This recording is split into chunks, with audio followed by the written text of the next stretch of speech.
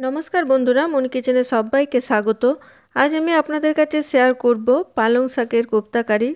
पालং शाक नाना रकम भावे आमरा रेसिपि बानिये थाकी। एइभावे पालং शाकेर कोफ्ता बानिये देखबेन, खूब भालो लागबे खेते।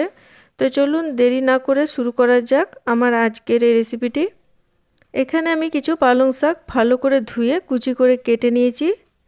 एखन आमी एर मध्ये दिये दिच्छि नुन। एक चामचेर मतो नुन दिए भालो करे माखिए निচ্ছি पालং शाकटाके।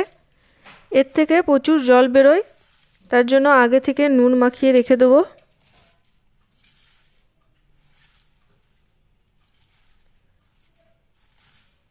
पुरो पालং शाकटाते नुनटा माखिए निয়েছি, एकटू चेपे चेपे मेखे निते होबे। एबार एभाবে 10 मिनिट आमी रेखे देब। 10 मिनिट पर फिरे आसছি, देखुन कतटा परिमाणे जल बेरिয়েছে। এবার এখান থেকে আমি পালং শাকটাকে একটু চেপে চেপে জল বের করে দেব, দিয়ে সাইডে রেখে দেব। একটা বাটির মধ্যে রেখে দিচ্ছি।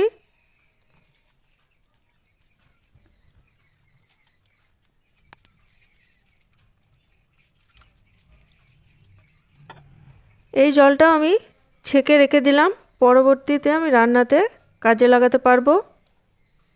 জলটা ফেলে দেব না। এখন এই পালং শাকের মধ্যে দিচ্ছি হাফ কাপ বেসন।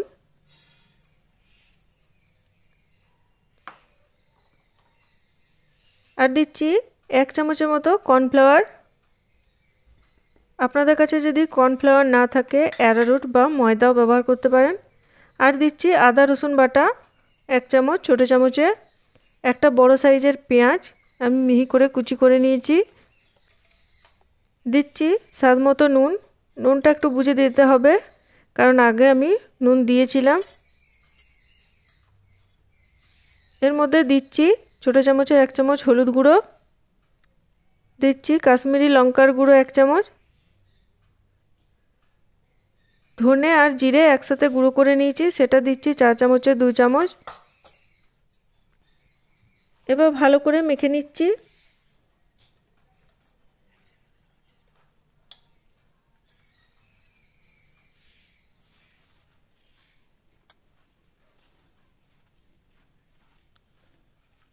এবার ওখান থেকে ছোট ছোট বল তৈরি করে ভেজে নেব।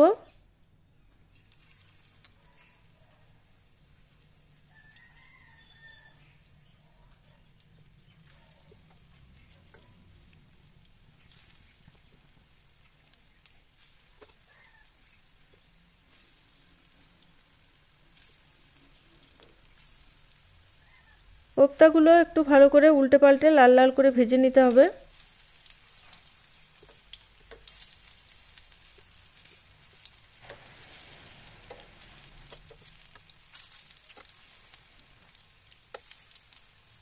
একটু ঘুরিয়ে ঘুরিয়ে ভেজে তুলে নিচ্ছি। বাকি কোপ্তাগুলো এভাবেই আমি ভেজে নেব।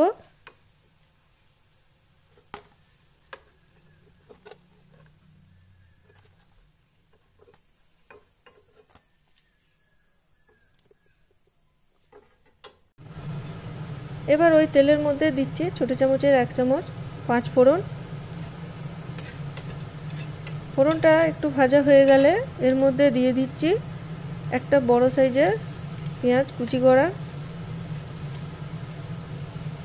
আমি এখানে মিহি কুচি করে নিয়েছি পেঁয়াজটা।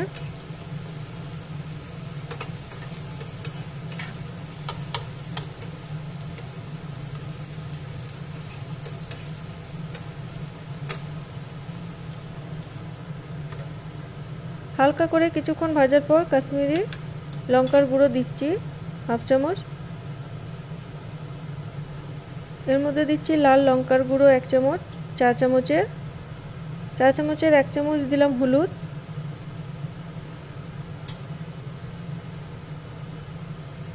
দিচ্ছি ধনে আর জিরের গুঁড়ো 2 চামচ। এবার ভালো করে মশলাটা কষিয়ে নিচ্ছি।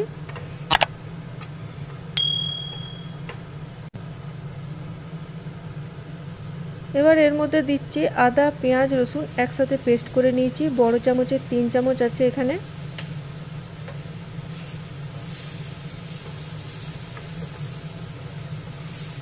এবার ভালো করে মশলাটা কষিয়ে নিতে হবে।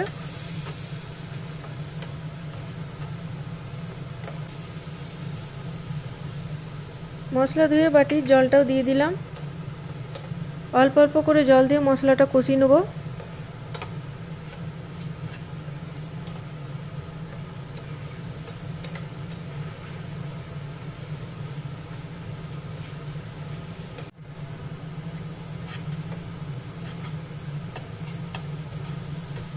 দেখুন ভালোভাবে মশলাটা কষানো হয়ে গেছে। এখন আমি এর মধ্যে দিয়ে দিচ্ছি পালং শাকের যে জলটা বেঁচেছিল সেটা। এখানে আমি আলাদা করে আর নুন দিইনি, কারণ এই জলের মধ্যেই নুন আছে। নুনটা একটু বুঝে শুনে দেবেন। এবার ভালো করে ফুটে গেলে এখন আমি এর মধ্যে দিয়ে দিচ্ছি কোপ্তাগুলো।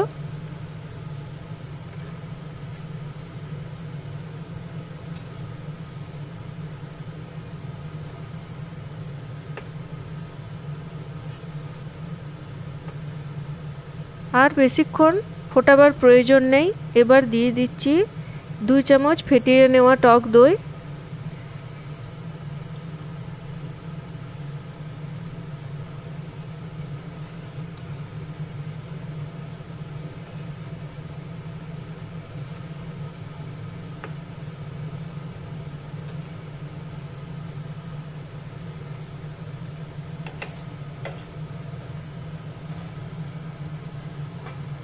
ঢাকা দিয়ে কিছুক্ষণ একটু ফুটতে দেবো।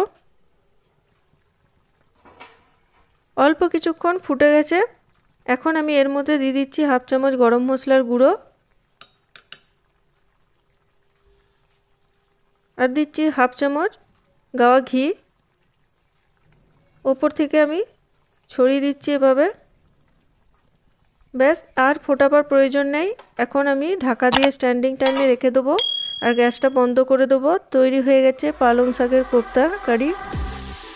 আমার এই রেসিপিটি ভালো লাগলে অবশ্যই লাইক, কমেন্ট, শেয়ার করবেন।